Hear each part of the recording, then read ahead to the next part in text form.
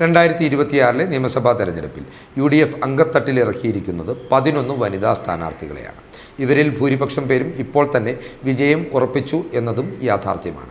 ഈ വീഡിയോയിലൂടെ പ്രേക്ഷകർക്കായി പരിചയപ്പെടുത്തുന്നത് ഈ ഘട്ടത്തിൽ തന്നെ വിജയമുറപ്പിച്ചിട്ടുള്ള UDFിൻ്റെ പെൺപുലികൾ എന്ന് വിശേഷിപ്പിക്കുവാൻ കഴിയുന്ന വനിതാ സ്ഥാനാർത്ഥികളെയാണ്. ഈ പട്ടികയിലെ ഒന്നാം പേരുകാരി എന്ന് പറയുന്നത് തൃക്കാക്കരയുടെ സിറ്റിംഗ് MLA ആയിട്ടുള്ള ഉമാ തോമസ് ആണ്. PT തോമസിൻ്റെ നിര്യാണത്തെ തുടർന്ന് നടന്ന ഉപതെരഞ്ഞെടുപ്പിലാണ് ഉമാ തോമസ് നിയമസഭയിലേക്ക് ആദ്യമായി വിജയിച്ച് കയറിയത്. തൃക്കാക്കര പോലൊരു കോൺഗ്രസ് കോട്ടയിൽ ഉമാ തോമസിനെ പോലൊരു ശക്തയായ സിറ്റിംഗ് MLA മത്സരത്തിനിറങ്ങുമ്പോൾ ഇവിടെ ഇടതുമുന്നണിക്ക് യാതൊരു രാഷ്ട്രീയ സാധ്യതയും അവശേഷിക്കുന്നില്ല എന്നതാണ് യാഥാർത്ഥ്യം. ഉമാ തോമസിൻ്റെ വ്യക്തിപ്രഭാവവും മണ്ഡലത്തിൻ്റെ UDF അനുകൂല സ്വഭാവവും കൂടി കണക്കിലെടുക്കുമ്പോൾ UDFിൽ നിന്ന് വിജയിച്ച് കയറുവാൻ പോകുന്ന ആദ്യ വനിതാ സ്ഥാനാർത്ഥി എന്ന ഖ്യാതിയും ഉമാ തോമസിന് ചാർത്തി കൊടുക്കാവുന്നതാണ്. ഈ പട്ടികയിലെ രണ്ടാം പേരുകാരി എന്ന് പറയുന്നത് വടകരയുടെ സിറ്റിംഗ് MLA ആയിട്ടുള്ള KK രമയാണ്.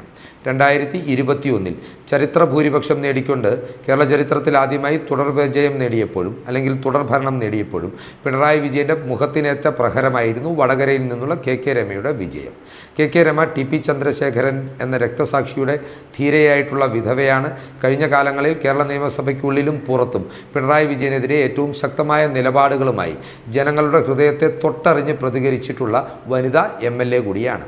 2026 KK രമ പരാജയപ്പെട്ട് കാണണമെന്ന് CPM അതിയായി ആഗ്രഹിക്കുന്നുണ്ട്. വ്യക്തിപരമായി മുഖ്യമന്ത്രി പിണറായി വിജയനും ആഗ്രഹിക്കുന്നുണ്ട്. കാരണം ക്രിമിനലുകളെ ചേർത്ത് നിർത്തുന്ന CPM ശൈലിക്കെതിരെ ഇവർ നടത്തിയിട്ടുള്ള പ്രസംഗങ്ങളും ഇവർ നടത്തിയിട്ടുള്ള പ്രസ്താവനകളും CPMനെ അക്ഷരാർത്ഥത്തിൽ പൊതുജന മധ്യത്തിൽ തുണിയിരിക്കുന്നതിന് തുല്യമായിരുന്നു. എന്നാൽ നിലവിലെ രാഷ്ട്രീയ സാഹചര്യത്തിൽ സംസ്ഥാനത്ത് പ്രത്യേകിച്ച് മലബാർ ബെൽറ്റിൽ കോൺഗ്രസിനും UDFിനും അനുകൂലമായി വലിയൊരു തരംഗം തന്നെ രൂപപ്പെട്ടു വരുന്നതിനാൽ KK രമ 2026 വടകരയുടെ MLA ആയിരിക്കും എന്ന കാര്യത്തിൽ തർക്കമില്ല. ഈ പട്ടികയിലെ മൂന്നാം പേരുകാരി എന്ന് പറയുന്നത് കൊല്ലത്ത് നിന്ന് മത്സരത്തിനിറങ്ങുന്ന UDF പ്രതിനിധിയായ കോൺഗ്രസ് സ്ഥാനാർത്ഥി ബിന്ദു കൃഷ്ണയാണ്. സിറ്റിംഗ് MLA ആയ M മുകേഷിനോട് 2021 നിയമസഭാ തെരഞ്ഞെടുപ്പിൽ കേവലം 2072 വോട്ടുകൾക്കാണ് ബിന്ദു കൃഷ്ണ പരാജയപ്പെട്ടു പോയത്. ശക്തമായ ഇടതു തരംഗത്തിൻ്റെ ആനുകൂല്യത്തിലും കൊല്ലം പോലൊരു കോട്ടയിൽ M മുകേഷ് കേവലം 2000 വോട്ടുകൾക്ക് മാത്രമാണ് വിജയിച്ചത് എന്നുള്ളത് കൊണ്ട് തന്നെ 2026 നിയമസഭാ തെരഞ്ഞെടുപ്പിൽ ബിന്ദു കൃഷ്ണ വീണ്ടും മത്സരരംഗത്തിറങ്ങുമ്പോൾ ഈ മണ്ഡലത്തിൽ UDFിന് വിജയം ഉറപ്പാണ്. തദ്ദേശ തെരഞ്ഞെടുപ്പിൻ്റെ കണക്കുകൾ പരിശോധിക്കുമ്പോഴും കൊല്ലം കോർപ്പറേഷൻ ആദ്യമായി UDF ദീർഘകാലത്തെ ഇടവേളയ്ക്ക് ശേഷം പിടിച്ചെടുത്തു എന്നതിൻ്റെ കൂടി ആനുകൂല്യം ഈ തെരഞ്ഞെടുപ്പിൽ UDF സ്ഥാനാർത്ഥിക്ക് ലഭിക്കും എന്ന കാര്യത്തിലും തർക്കമില്ല. സ്ത്രീപീഡനം അടക്കമുള്ള കേസുകളിൽ പ്രതിയായിട്ടുള്ള മുകേഷിനെ മാറ്റി നിർത്തിക്കൊണ്ട് S ജയമോഹനെയാണ് CPM ഇത്തവണ ഇവിടെ മത്സരത്തിന് വിനിയോഗിച്ചിരിക്കുന്നത്. എന്നാൽ ഇതൊന്നും ബിന്ദു കൃഷ്ണയുടെ വിജയസാധ്യതകൾക്ക് മങ്ങലേൽപ്പിക്കില്ല എന്നതാണ് രാഷ്ട്രീയ യാഥാർത്ഥ്യം. ഇതിനോടകം തന്നെ പുറത്തു വന്നിട്ടുള്ള മാധ്യമ സർവേകളെല്ലാം തന്നെ ബിന്ദു കൃഷ്ണ കൊല്ലത്ത് നിന്ന് വിജയിക്കുമെന്നും പ്രവചിച്ചിട്ടുണ്ട്.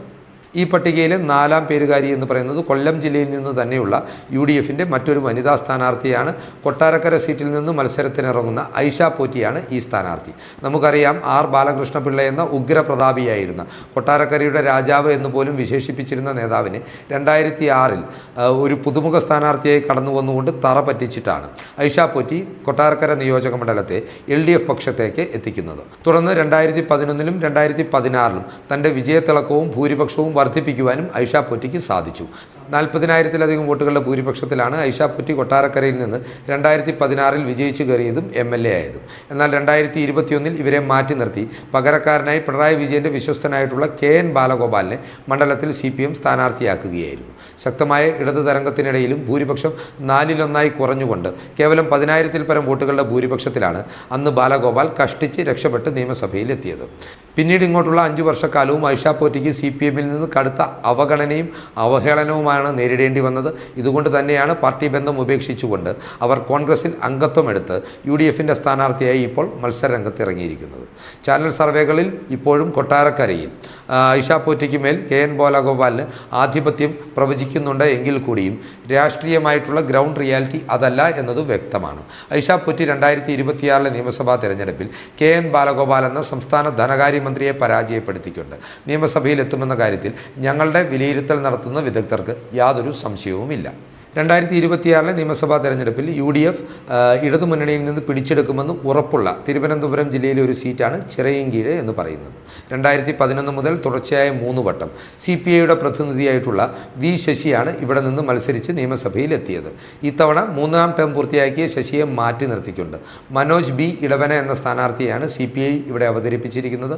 കോൺഗ്രസ് പാലക്കാട്ട് നിന്നൊരു വനിതാ സ്ഥാനാർത്ഥിയാണ് ചിറയിൻകീഴിൽ അവതരിപ്പിച്ചിരിക്കുന്നത് എന്നതും വസ്തുതയാണ്. ചിറയിൻകീഴ് ഒരു സീറ്റാണ്. ഇവിടേക്ക് കോൺഗ്രസിൻ്റെ പ്രതിനിധിയായി ഇത്തവണ നിയോഗിക്കപ്പെട്ടിരിക്കുന്നത് മുൻ MP കൂടിയായിട്ടുള്ള രമ്യ ഹരിദാസാണ്. രമ്യ ഹരിദാസിൻ്റെ പതിവ് ശൈലിയിൽ ഇത്തവണ ചിറയിൻകീഴിൽ നിന്ന് അവർ പാട്ടുപാടി വിജയിക്കും എന്ന കാര്യത്തിൽ തർക്കമില്ല. അത്രമാത്രം ഓളമാണ് അവരുടെ പ്രചരണം ചിറയിൻകീഴ് നിയോജക മണ്ഡലത്തിൽ ഉണ്ടാക്കിയിരിക്കുന്നത്. കോൺഗ്രസിനെ സംബന്ധിച്ച് തലസ്ഥാന ജില്ലയിൽ നിർണായകമായ ഒരു സീറ്റായിരിക്കും ചിറയിൻകീഴ് എന്ന കാര്യത്തിലും തർക്കമില്ല.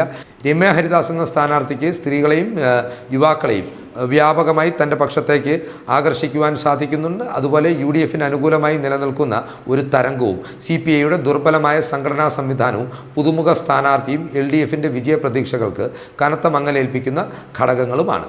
ഈ കാരണങ്ങളെല്ലാം കൊണ്ട് തന്നെ ഈ പട്ടികയിൽ 5ാം പേരുകാരിയായി UDFൻ്റെ വനിതാ സ്ഥാനാർത്ഥിയായി വിജയമുറപ്പിച്ച വ്യക്തിത്വമായി രമ്യ ഹരിദാസിനെയും നമുക്ക് ചേർത്ത് വെക്കാവുന്നതാണ്. ഈ പട്ടികയിലെ 6ാം പേരുകാരി എന്ന് പറയുന്നത് കോഴിക്കോട് ജില്ലയിലെ പേരാമ്പ്ര സീറ്റിൽ നിന്ന് മത്സരത്തിനിറങ്ങുന്ന മുസ്ലിം ലീഗിൻ്റെ യുവ വനിതാ നേതാവായിട്ടുള്ള ഫാത്തിമ തഹ്ലിയാണ്. ഇടതുപക്ഷത്തിൻ്റെ ഉറച്ച കോട്ടയാണ് കോഴിക്കോട് ജില്ലയിലെ പേരാമ്പ്ര നിയോജക മണ്ഡലം. അവിടുത്തെ സിറ്റിംഗ് MLAയും ഇത്തവണത്തെ സ്ഥാനാർത്ഥിയുമായി മത്സരിക്കുന്നത് ഇടതുമുന്നണിയുടെ കൺവീനർ കൂടിയായിട്ടുള്ള TP രാമകൃഷ്ണനാണ്. എന്നാൽ ഫാത്തിമ തഹ്ലി എന്ന സ്ഥാനാർത്ഥി അഭൂതപൂർവമായ ഓളമാണ് നിയോജക മണ്ഡലത്തിൽ സൃഷ്ടിച്ചിരിക്കുന്നത്. ഇടത് കേന്ദ്രങ്ങൾക്ക് കനത്ത മ്ലാനതയാണ് ഫാത്തിമയുടെ പ്രചരണം സമ്മാനിച്ചിരിക്കുന്നത് എന്ന കാര്യത്തിലും തർക്കമില്ല. നിരവധി രാഷ്ട്രീയ നിരീക്ഷകരും സർവേകളും ഫാത്തിമ തഹ്ലിയെ കനത്ത പോരാട്ടം കാഴ്ചവെക്കുമെന്ന് പ്രവചിക്കുമ്പോഴും TP രാമകൃഷ്ണൻ നേരിയ വോട്ടുകളുടെ മുൻതൂക്കം മണ്ഡലത്തിൽ നിലനിർത്തുന്നുണ്ട് എന്നാണ് അവകാശപ്പെടുന്നത്. എന്നാൽ ഒരു പരിധിവരെ ഇടതിൻ്റെ പ്രമുഖ നേതാവിനെ സംരക്ഷിച്ചു പിടിക്കുവാനുള്ള മാധ്യമങ്ങളുടെ ഒരു നിഷ്പക്ഷ മനോഭാവമാണ് ഇതിന് പിന്നിലെന്നും പറയേണ്ടിയിരിക്കുന്നു. ഗ്രൗണ്ട് റിയാലിറ്റി അനുസരിച്ച് പേരാമ്പ്ര പോലൊരു മണ്ഡലത്തിൽ നിന്ന് ന്യൂനപക്ഷ വോട്ടുകളുടെ കേന്ദ്രീകരണം മാത്രമല്ല മതേതര വോട്ടുകളായിട്ടുള്ള ഇതര മതസ്ഥരുടെ വോട്ടുകൾ കൂടി ആകർഷിക്കുവാൻ ഫാത്തിമ തഹ്ലിക്ക് സാധിക്കുന്നുണ്ട്. അതിനാൽ തന്നെ കോഴിക്കോടിൻ്റെ മലയോര മണ്ഡലമായ പേരാമ്പ്രയിൽ ഇത്തവണ വിജയക്കൊടി പാറിക്കുക മുസ്ലിം ലീഗിൻ്റെ യുവ വനിതാ സ്ഥാനാർത്ഥിയായിട്ടുള്ള ഫാത്തിമ തഹ്ലിയാണെന്നാണ് ഞങ്ങളുടെ വിലയിരുത്തൽ. 2021-26 കാലഘട്ടത്തിലെ 2ാം പിണറായി മന്ത്രിസഭയിലെ ഏറ്റവും വെറുക്കപ്പെട്ട മന്ത്രി എന്ന ചോദ്യത്തിന് ഒരു ഉത്തരമാണ് AK ശശീന്ദ്രൻ എന്ന വനം മന്ത്രിയുടെ പേര്. എന്നാൽ പോലും പിണറായി വിജയൻ്റെ ഭാര്യ കമലയുടെ അടുത്ത ബന്ധുവാണ് ഇയാളുടെ ഭാര്യ എന്നതിനാൽ ഇത്തവണയും ശശീന്ദ്രന് വീണ്ടും CPM ടിക്കറ്റ് അനുവദിച്ചിരിക്കുകയാണ്. കോഴിക്കോട് ജില്ലയിലെ ഏലത്തൂർ സീറ്റ് എന്ന് പറയുന്നത് എല്ലാ കാലത്തും CPMന് കൃത്യമായ ആധിപത്യമുള്ള ഒരു സീറ്റാണ്. ഇവിടെയാണ് NCPയുടെ പ്രതിനിധിയായ AK ശശീന്ദ്രനെ പിണറായി വിജയൻ തുടർച്ചയായി മത്സരിപ്പിക്കുന്നതും വിജയിപ്പിക്കുന്നതും മന്ത്രിസഭയിൽ അംഗത്വം കൊടുത്ത് സംരക്ഷിക്കുന്നതും. എന്നിരുന്നാലും ഏലത്തൂർ കോട്ടയ്ക്ക് ഇത്തവണ ഇളക്കം തട്ടുമെന്ന കാര്യത്തിൽ തർക്കമില്ല. ഏലത്തൂരിൽ UDFന് വേണ്ടി മത്സരത്തിനിറങ്ങുന്നത് കോൺഗ്രസിൻ്റെ പ്രമുഖ വനിതാ മുഖങ്ങളിലൊന്നായ വിദ്യാ ബാലകൃഷ്ണനാണ്. യൂത്ത് കോൺഗ്രസിൻ്റെ സംസ്ഥാന ദേശീയ ഭാരവാഹിത്വങ്ങൾ അലങ്കരിച്ചിട്ടുള്ള വിദ്യാ ബാലകൃഷ്ണൻ മികച്ച ഒരു സംഘാടക കൂടിയാണ്. ഇതിൻ്റെ പെരുമയും ഏലത്തൂരിലെ പ്രചരണത്തിൽ ഇപ്പോൾ തന്നെ വ്യക്തമാണ്. AK ശശീന്ദ്രനെ പോലൊരു വെറുക്കപ്പെട്ട ജനപ്രതിനിധിയെ തങ്ങൾക്ക് വേണ്ട എന്ന നിലയിലേക്ക് ഏലത്തൂരിലെ വോട്ടർമാർ എത്തിച്ചേർന്നിരിക്കുന്നു എന്നതും CPM വോട്ടർമാർ പോലും ശശീന്ദ്രൻ്റെ പരാജയം കാണുവാൻ ആഗ്രഹിക്കുന്നു എന്നുള്ളതുമാണ് ഏലത്തൂരിൻ്റെ രാഷ്ട്രീയ യാഥാർത്ഥ്യം. ഈ സാഹചര്യങ്ങൾ പരിഗണിക്കുമ്പോഴാണ് വിദ്യാ ബാലകൃഷ്ണന് ഏലത്തൂരിൽ നിന്ന് വിജയിച്ചു കയറുവാൻ കഴിയുമെന്ന വിലയിരുത്തലിലേക്ക് ഞങ്ങൾ എത്തിച്ചേർന്നിരിക്കുന്നത്. വയനാട് ജില്ലയിലെ 3 നിയമസഭാ സീറ്റുകളും കോൺഗ്രസിൻ്റെ ഉറച്ച കോട്ടയാണ്. എന്നാൽ പോലും 2016-ലും 2021-ലും കോൺഗ്രസ് സ്ഥാനാർത്ഥികൾ ഇവിടെ പരാജയപ്പെടുകയായിരുന്നു. 2011-16 കാലഘട്ടത്തിൽ ഉമ്മൻചാണ്ടി മന്ത്രിസഭയിലെ വനിതാ പ്രതിനിധിയായിരുന്ന PK ജയലക്ഷ്മിയാണ് 2016-ലും 2021-ലും പരാജയപ്പെട്ടു പോയത്. എന്നാൽ ഇത്തവണ ഈ മണ്ഡലം തിരികെ പിടിക്കുമെന്നുള്ള വാശിയും ഉഷ വിജയൻ എന്ന വനിതാ സ്ഥാനാർത്ഥിയാണ് കോൺഗ്രസ് കളത്തിലിറക്കിയിരിക്കുന്നത്. മാനന്തവാടിയിൽ കഴിഞ്ഞ 2 വട്ടവും UDFൻ്റെയും കോൺഗ്രസിൻ്റെയും പരാജയത്തിന് വഴിയൊരുക്കിയത് കോൺഗ്രസും ലീഗും തമ്മിൽ നിലനിന്നിരുന്ന ചില ആശയ സംഘർഷങ്ങളും അതുപോലെ തന്നെ PK ജയലക്ഷ്മിയുടെ വിജയ സാധ്യത ഇല്ലായ്മയുമായിരുന്നുവെങ്കിൽ ഇത്തവണ കാര്യങ്ങൾ മാറിമറിഞ്ഞിട്ടുണ്ട് എന്നത് വ്യക്തമാണ്. OR കേളുവിനെ പോലെ സംസ്ഥാന മന്ത്രിസഭയിൽ പ്രതിനിധിയായിട്ടുള്ള ഒരു വ്യക്തിക്കെതിരെ ക്ലീൻ ഇമേജുള്ള ഒരു നേതാവിനെതിരെ ഉഷ വിജയൻ എത്രമാത്രം പിടിച്ചു നിൽക്കുമെന്ന ആശങ്ക ആദ്യഘട്ടങ്ങളിലെല്ലാം സജീവമായിരുന്നുവെങ്കിലും UDFൻ്റെ കെട്ടുറപ്പും ഒത്തൊരുമയും നിയോജക മണ്ഡലത്തിലെ പ്രചരണങ്ങളിൽ ഇപ്പോൾ തന്നെ ദൃശ്യമാണ്. വ്യക്തമായൊരു ആധിപത്യം ഇവിടെ ഉറപ്പിച്ചെടുക്കുവാൻ UDF സ്ഥാനാർത്ഥിക്ക് സാധിച്ചിട്ടുണ്ട്.